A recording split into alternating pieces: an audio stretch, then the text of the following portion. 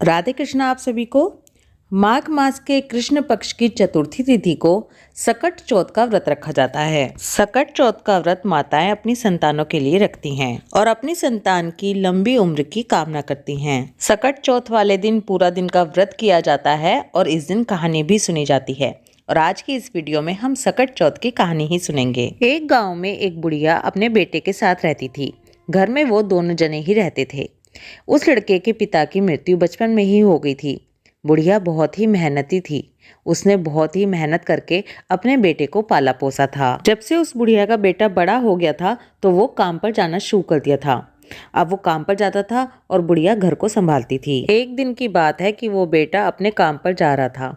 तब उसको अड़ोस पड़ोस की औरतों ने रोक लिया और उससे कहने लगी कि बेटा जब तू काम पे जाता है तो तेरी माँ पीछे से मालपुए बना बना कर खाती है। बेटे ने उन पड़ोसनों की बातों पर विश्वास नहीं किया, अनसुना कर दिया और चला गया। लेकिन अब रोज ही ऐसा होने लगा। अड़ोस पड़ोस की औरतें उसे रोज आना रोक लेती और रोज आना उससे यही बात कहती कि जब तू जाता है तो तेरी माँ पीछे से मालपुए बना बना कर खाती है। अब जब वो औरतें उसे बार बार एक ही बात कहती थी तो एक दिन उस बेटे के दिमाग में ये वाली बात बैठ गई। उसने सोचा कि क्यों ना मैं एक दिन छुपकर देखूं, और वो छुपकर बैठ गया। माँ से कहकर गया कि मैं काम पे जा रहा हूँ और बाहर जाकर छुपकर बैठ गया कि देखता हूँ माँ मेरे पीछे से क्या करती है। और वो दिन सकट चौथ का दिन था। अब क्योंकि वो सकट चौथ का दिन था, बुढ़िया ने उस दिन व्रत रखा था और बीच बीच में खाने की तैयारी कर रही थी। बुढ़िया ने उस दिन खीर बनाई, तिलकुट बनाया, पकवान बनाए। बार बार बीच बीच में खाने की सुगंध भी बाहर तक आ रही थी। उस बुढ़िया ने पूरा दिन तो व्रत रखा, सकट चौथ की कहानी सुनी और जैसे ही शाम हुई चंद्रमा आया तो चंद्रमा को अर्घ दिया और अपना व्रत खोलने के लिए बैठ गई। जैसे ही वो व्रत खोलने के लिए बैठी कि बेटा सामने आकर खड़ा हो गया। माँ कहने लगी बेटा मैं तो तेरा ही राह देख के खाना खाने बैठी थी। वो कहने लगा कि अब मैं समझ गया, ये सारी अड़ोसने पड़ोसने सच्ची कहती हैं। जब मैं काम पे चला जाता हूँ तुम पीछे से पकवान बना बना कर खाती हो और मुझे रूखा सूखा खाना देती हो। अब वो जो बेटा था वो तो गुस्से से बहुत ही लाल पीला होने लगा। उसकी माँ ने उसे तरह तरह से समझाया, बार बार मिन्नतें की, लेकिन बेटा तो सुन ही नहीं रहा था। कहने लगा मुझे इस घर में एक मिनट के लिए भी नहीं रहना है, मैं तो आज ही ये घर छोड़कर जाऊंगा। जब इतना समझाने पर भी बेटा नहीं माना तो माँ खूब रोने लग गई। कहने लगी ठीक है बेटा, अगर तुझे मेरी बात नहीं माननी तो मत मान, चला जा, लेकिन तुझे मेरी एक बात माननी पड़ेगी। बुढ़िया मुट्ठी में तिल भर के ले आई और अपने बेटे के हाथ में दे के बोली कि बेटा ये तिल है, अगर तुझे रास्ते में कभी भी कहीं भी कोई भी संकट दिखाई दे तो इन तिलों को अपने चारों तरफ बो देना, इससे तेरा संकट दूर हो जाएगा। अब बेटा वो तिल हाथों में लेके घर से निकल पड़ा। थोड़ी ही दूर चला कि रास्ते में नदी पड़ी। उसको तो वो नदी पार करनी थी। वो सोचने लगा कि इस नदी को कैसे पार किया जाए। नदी तो ऐसे उफान पर थी कि पूछो मत। वो खड़े खड़े सोच ही रहा था कि इस नदी को कैसे पार किया जाए। तब उसे याद आया कि माँ ने तिल दिए थे और कहा था कि संकट दूर हो जाएगा, चलो माँ की बात को आजमा कर देखता हूँ। तब उसने वहाँ पर बैठा और अपने चारों तरफ तिल बो दिए और प्रार्थना करने लगा कि ये नदी शांत हो जाए। बस उसका तो कहना था, तिल बोने थे और वो नदी बिल्कुल शांत हो गई। उसने बड़े आराम से उस नदी को पार कर लिया। नदी पार करने के बाद फिर चलता रहा। चलते चलते उसे रात हो गई। रात होते होते वो एक गाँव में पहुंच गया। उसने सोचा कि अब तो यहीं पर कहीं मुझे रात गुजारनी पड़ेगी। तब उसने एक घर का दरवाजा खटखटाया। वहां पर एक बुढ़िया रहती थी। उसने सोचा कि मुझे यहीं पर एक रात गुजारनी चाहिए। उस बुढ़िया से कहने लगा कि माई मुझे आज रात को रुकने के लिए आसरा चाहिए, क्या मैं आपके घर पे रुक सकता हूँ? बुढ़िया कहने लगी कि हाँ बेटा आजा, रुक जा। वो वहां पर खाना खा के सोने लग गया। जैसे ही सोने लगा उसे किसी के रोने की आवाज आई। उसने फिर सोना चाहा। जैसे ही बार बार सोए, बार बार किसी के रोने की आवाज आए। तब उसने उठकर देखा तो वो बुढ़िया रो रही थी। अब वो बुढ़िया के पास गया और कहने लगा कि माई क्या बात है, तुम क्यों रो रही हो? वो कहने लगी ना बेटा कोई बात नहीं है। कहने लगा नहीं माई, मैं तो तुम्हारे बेटे जैसा ही हूँ, मुझे बताओ कि क्या बात है। मैंने देखा पूरी रात तुम्हें हो गई रोते रोते। पूछने लगा बार बार कि माई मुझे बताओ कि क्या बात है।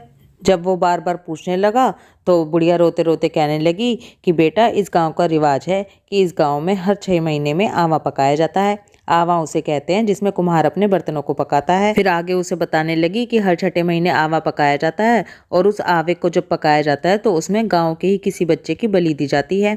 और आज फिर आवा पकाया जाएगा और उसमें आज मेरे बेटे की बलि दी जाएगी, इसलिए मैं रो रही हूँ। ये सारी बात सुन के वो लड़का कहने लगा कि माई माई तुम चिंता मत करो, आज रात को जब राजा के दूत तुम्हारे बेटे को लेने के लिए आएंगे तो तुम अपने बेटे को मत भेजना, मुझे जगा देना, मैं चला जाऊंगा। वो बुढ़िया कहने लगी कि नाना बेटा तू भी तो किसी माँ का बेटा है, ऐसे कैसे भेजूं। वो कहने लगा नहीं माई तुम चिंता मत करो, आज जब राजा के दूत आएंगे तो तुम अपने बेटे को मत भेजना। अब जब रात को राजा के दूत बुलाने के लिए आए, खटखट करने लगे, कहने लगी अपने बेटे को भेज। बुढ़िया सोचने लगी कि मैं ऐसे किसी माँ के बच्चे को कैसे उठा के भेज दूँ, उसको तो बड़ा जोर पड़ रहा था उठाने में। लेकिन जब सिपाही बार बार दरवाजा खटखट करने लगे, बार बार कहने लगे चिल्ला चिल्ला के अपने बेटे को भेज, तब उस लड़के की नींद खुद ही खुल गई और वो तभी बाहर निकल के आ गया। और वो जो राजा के दूत थे, सिपाही थे, वो उस लड़के को लेके अपने साथ चल दिए महल की तरफ। महल में पहुंचे तो वहां पे आवा गर्म हो रहा था। वो उस लड़के को उस आवे में बिठाने लगे। अब जब वो सिपाही उस लड़के को उस आवा में बिठाने के लिए तैयार हुए तो उस लड़के ने पहले चारों तरफ तिल बो दिए और फिर उसके बीच में बैठ गया। हर बार जब आवा पकाया जाता था और किसी की बलि दी जाती थी तो उसको पकने में 6 महीने लग जाते थे, लेकिन इस बार ये आवा 3 दिन में ही पक गया।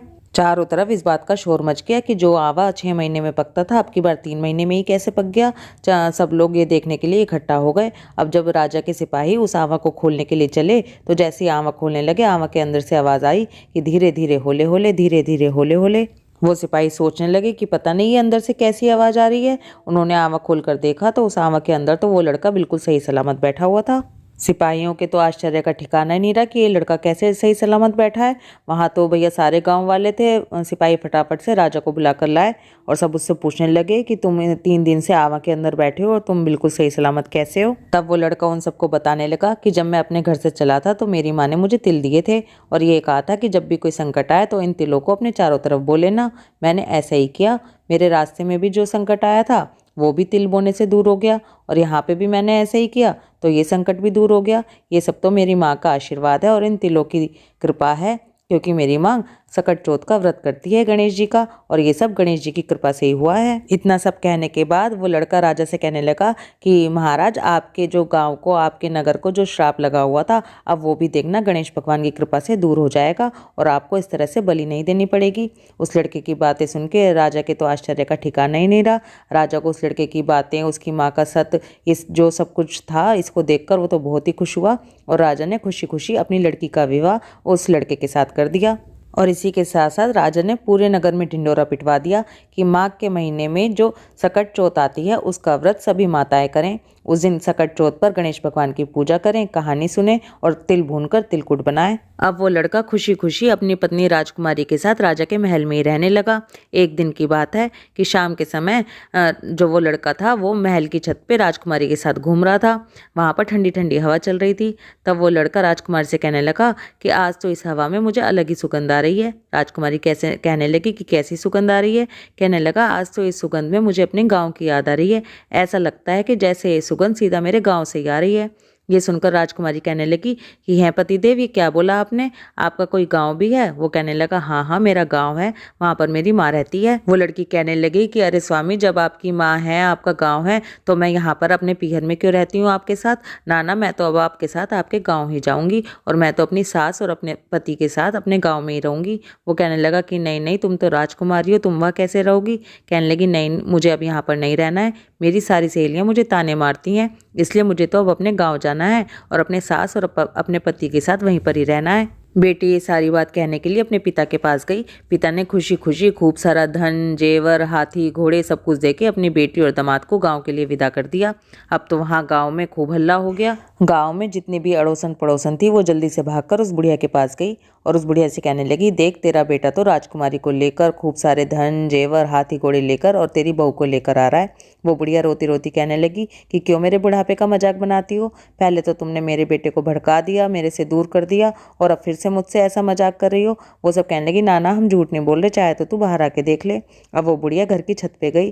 घर की छत पे जाके गणेश भगवान से प्रार्थना करने लगी कि हे भगवान, कि अगर ये सब सच बोल रही हैं, अगर मैंने तुम्हारी पूजा सच्चे मन से की हो और ये सब सच बोल रही हैं तो मेरी आंखें दे दो और मुझे अपना बेटा और बहू आते हुए दिखाई देने चाहिए। और अगर मेरी पूजा सच्ची है तो दूध की धार मेरे बेटे के मुंह में जाए। आज तो एक भक्त भगवान की परीक्षा ले रहा था, क्योंकि उस बुढ़िया की भक्ति सच्ची थी। उसकी तुरंत आंखें आ गई। उसने देखा कि उसका बेटा हाथी पर बैठकर आ रहा है, साथ में राजकुमारी भी है। बुढ़िया की दूध की धार सीधा उसके बेटे के मुंह में गई। अब तो दोनों जने घर पर आ गए। बुढ़िया ने अपने बेटे और बहू की खूब आरती उतारी, उनको खूब स्वागत किया, अंदर घर में लिया, बहू को खूब लाड़ लड़ाए।